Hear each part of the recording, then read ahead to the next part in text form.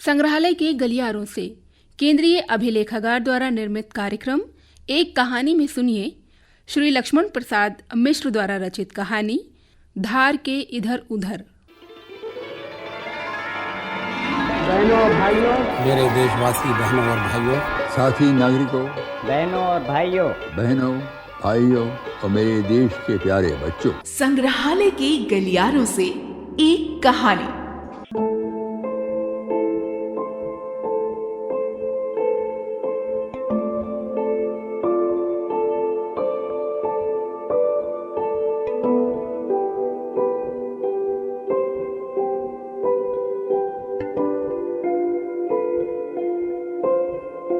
हमारे जीवन में हम भले ही कितने व्यस्त हों, लेकिन परिवार के मायने अलग ही होते हैं। आपसी मनमुटाव या फिर किन्हीं कारणों से परिवार के सदस्य अलग जरूर हो जाते हैं, लेकिन एक दूसरे की कमी हमेशा खटकती रहती है। ये कमी जब बढ़ जाती है तो बिना कुछ सोचे समझे पहुंच जाते हैं हम अपनों के पास। जाने माने लेखक लक्ष्मण प्रसाद मिश्र ने अपनी कहानी धार के इधर उधर में दो भाइयों की कहानी बयां की है। आइए सुनते हैं ये कहानी। इसका वाचन कर रहे हैं एसएम शरीफ। बट उर्फ बटेश्वर चतुर्वेदी उर्फ अल्बर्ट आज पूरे 3 लाख का मालिक बना इस कोठी में शान से रह रहा है। उसके मन में सहसा कोई बात उठी जिसे ख्याल कर वो एकदम विचलित हो उठा। उसे भैया के पास जाना ही चाहिए। भला अलग अलग होने के माने ये थोड़ी ही होते हैं कि वो माता तुले भाभी को भूल जाए। अल्बर्ट ने निश्चय किया कि वो अभी जाकर भैया से मिलेगा। शाम के 7 ही तो बजे हैं। बड़े भैया का मकान शहर के मेन रोड से हटकर बाजू की तंग गली में पड़ता है। मकान के पास आकर अल्बर्ट ठिठक कर रह गया। अंदर का मध्यम प्रकाश बाहर पड़ रहा था। जब वो बंद दरवाजे पर दस्तक देता, उसके कानों ने दूर से आ रहे 2 साफ स्वर सुने, स्त्री और पुरुष की बातचीत के स्वर। अल्बर्ट पहचानता था इन स्वरों को। इन्हीं परिचित स्वरों की छांव में उसने अपने जीवन का सबसे कीमती हिस्सा काटा था। और मैं कहती हूँ, बट कोई पराया है?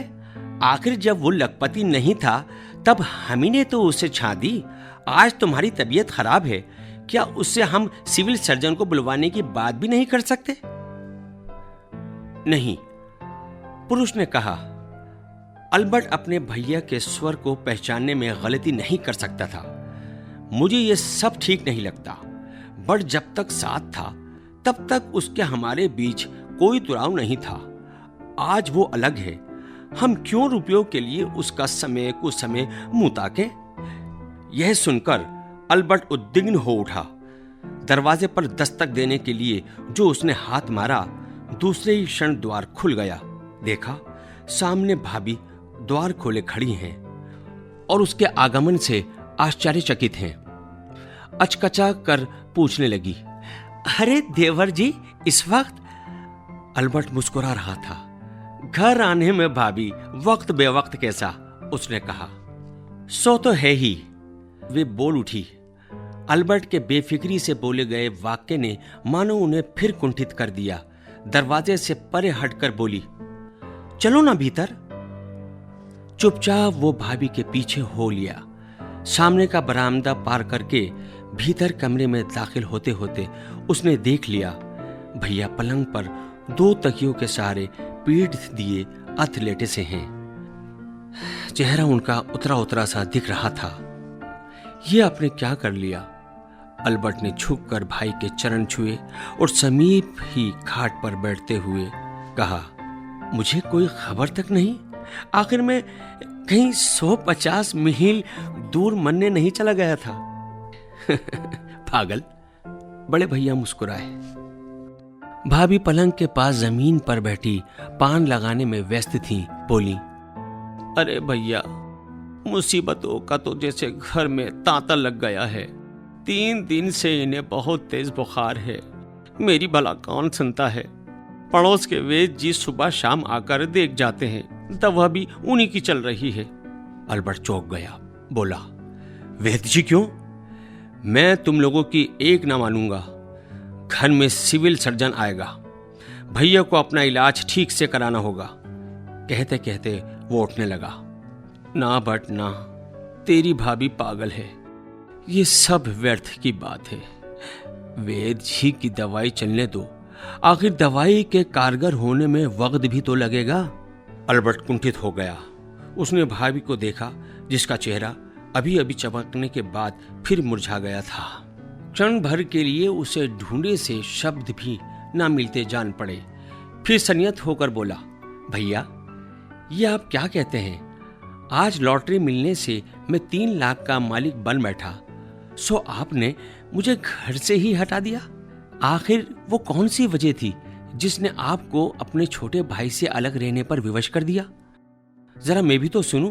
जब तक मैं आवारगी करता रहा, कॉलेज में साल दर साल फेल होता रहा, तब जबकि आपको मुझे निकाल देना चाहिए था, आप मुझे सीने से लगाए रहे। और कल जब तकदीर से मैं कुछ लाख का मालिक बन बैठा, जब परमेश्वर ने मुझे इस लायक बनाया कि मैं आप लोगों के ऋण को चुका सकूं, तो आपने मुझे घर से ही हटा दिया। भैया की आंखें छलछला आईं। पागल कहीं का। वे कुछ और ना कह सके। चादर के पल्ले से उन्होंने होले होले आंख की कोर पोंछ डाली। मैं नहीं जानता ये सब, अल्बर्ट ने कहा। मुझे आपकी दुनियादारी नहीं आती। मैं आपसे खरी बात सुनना चाहता हूं। क्यों मेरे पैसों से आपको इलाज कराना स्वीकार नहीं? बोलिए। बट बड़े भैया ने कहा। वो संभाल कर बैठ गए। आज तुझसे साफ साफ ही कहूंगा। देख बट, पिताजी जब मरे तुझे तो सुध नहीं थी, मैं ही बड़ा था।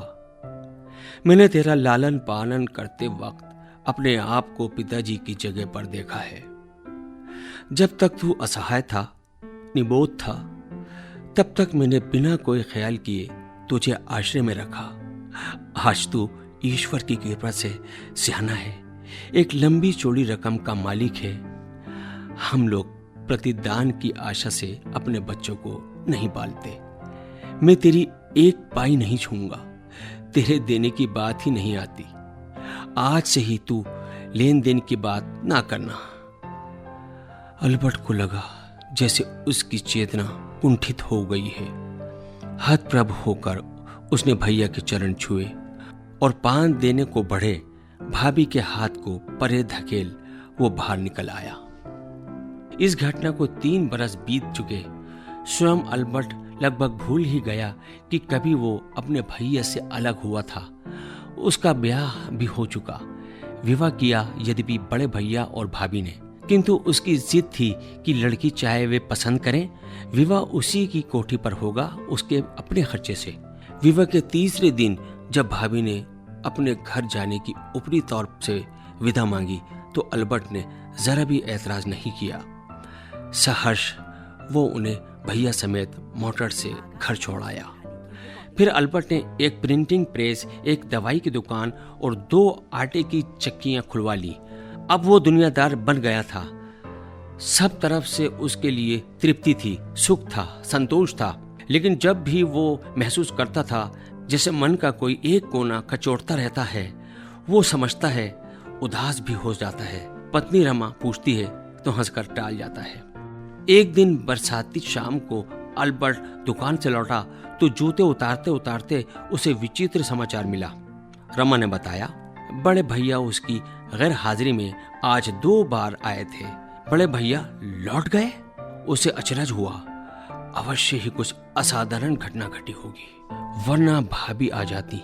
भैया तो कहीं आते जाते नहीं। क्यों, तुमने उन्हें बिठाया नहीं? प्रश्न फिजूल था, पर उससे पूछे बिना ना रहा गया। वो बैठते तब ना, पत्नी ने कहा। मैं स्वयं अवाक थी। तुम्हारे मुंह से उनके विषय में सुन चुकी हूं ना, लेकिन जान पड़ता है किसी मुसीबत के चक्कर में आ गए हैं। यहां आए थे तो मुंह सूखा था और हालत घबराई हुई थी। तभी एक लड़के ने पुकारा। बाहर आकर अल्बर्ट ने देखा भैया के पड़ोसी का लड़का रामू है। क्या है रे? बड़े भैया ने आपको बुलवाया है, अभी इसी वक्त। बड़े भैया ने या भाभी ने? कहा तो भाभी ने था, जा भट्ट को दौड़कर बुला ला, कहना बड़े भैया ने बुलवाया है अभी इसी वक्त। तू चल, मैं अभी आता हूं। लड़का चला गया। लौटकर अल्बर्ट ने जूते पहने और कार में बैठ गया। घर पहुंचकर उसने भाभी और भैया को जरूरत से ज्यादा प्रसन्न पाया। बात छेड़ी भाभी ने ही। कहा, आज एक अटक आ पड़ी है बट तुझसे। तेरे भैया भी 2 बार तुझसे मिलने गए थे लेकिन वापस लौट आए। मुझसे काम था। कहो भाभी, उसने खड़े खड़े पूछा। भाभी ने ताक कर बड़े भैया को निहारा। जाने उसकी दृष्टि में क्या था कि भैया विचलित हो उठे। जब बोलने के लिए उन्होंने मुंह खोला तो शब्द जैसे उन्हें ढूंढे नहीं मिल पा रहे थे। दृष्टि उनकी नीचे थी, जमीन पर गड़ी हुई थी। बोले, बट मुझे रुपया चाहिए। बट बोला, रुपया कितना? भैया बोले, 5,000। 5,000? उसने मुस्कुराया और दोहराया, 5,000 तो बड़ी रकम है ना भैया। क्या मैं जान सकता हूं आप 5,000 क्यों चाहते हैं? बड़े भैया को पसीना आ गया। वो पसीना पोंछने लगे। भाभी ने बोलना शुरू किया, अरे तू बैठा नहीं अब तक? फिर जवाब में अपने देवर को खड़ा पाकर उन्होंने टूटी बात का सिलसिला जोड़ा। तेरे भैया अपने बैंक के अकाउंटेंट के साझे में न्यूयॉर्क कॉटन का नंबर लगाते थे। पिछले पखवाड़े में तकदीर ने कुछ ऐसा पलटा खाया कि लगातार हारते चले गए। कर्ज लिया था ये सोचकर कि पाई पाई चुका देंगे, तो वो दुराशा निकल गई। अब रुपया न चुकाया तो बाप दादाओं की इज्जत मिट्टी में मिल जाएगी। नालिश हो गई तो ये मकान कुर्क हो जाएगा। अल्बर्ट ने सुन लिया। सुनकर सनसा रह गया। वो कुछ कहने जा रहा था पर फिर चुपचाप खड़ा रहा। भाभी ने देखा, समझ गई कि जिस व्यथा के कारण देवर सन रहा है। वो आकस्मिक कहने लगी, बट भैया बात इतनी ही है कि तुम वो मकान गिरवी रख लो। 5,000 की एक मुश्त रकम दे दो हमें। हम 2 बरस में ब्याज समेत चुका देंगे, नहीं तो मकान तू ले लेना। अल्बर्ट को अब वाणी मिली। बोला, भाभी तुम्हारा कहना सब तरह से दुरुस्त है। व्यवहार की तो बात है, तुम व्यवहार कुशल हो, तभी तो बात को इतना सुलझाकर कह सकी। लेकिन मुझ में ये सब नहीं है। मैं रुपया दूंगा तो ब्याज नहीं लूंगा, और बिना ब्याज लिए रुपया लेना तुम्हें मंजूर हो जाएगा, पर बड़े भैया को स्वीकार नहीं होगा। इसलिए रुपया देने से तुम्हें लाचार हूँ। क्षमा करना। अच्छा, मैं चलता हूँ। भाभी की मुद्रा बड़ी जटिल हो गई। समस्या का जो हल उन्होंने इजाद किया था उससे समस्या और अधिक उलझ गई। वे चुपचाप खड़ी रहीं, अबोली और संज्ञाहीन। और अल्बर्ट झटपट घर से निकल आया। बाहर आकर उसने कार स्टार्ट कर दी। जाते जाते उसने सुना भैया पागलों की तरह ठहाका लगा रहे थे और भाभी रो रही थी। अभी आपने श्री लक्ष्मण प्रसाद द्वारा रचित कहानी धार के इधर उधर सुनी। इसका वाचन कर रहे थे SM शरीफ। ये लेख 7 सितंबर 1958 को आकाशवाणी द्वारा प्रकाशित पत्रिका सारंग में छपा था। इस कार्यक्रम की कॉम्पेयर थी प्रीति कमल और निर्मात्री थी रंगोली श्रीवास्तव। हमारे अन्य कार्यक्रम प्रसार भारती आर्काइव्स के YouTube चैनल पर उपलब्ध हैं। हमारी अगली कड़ी 3 मई 2021 को सुबह 10:30 पर प्रसारित होगी। इसके लोकप्रिय खंड में आप सुनेंगे स्वतंत्रता सेनानी संत विनोबा भावे को। तो सुनना ना भूलिएगा अगले सप्ताह इसी दिन इसी समय। तब तक के लिए नमस्कार।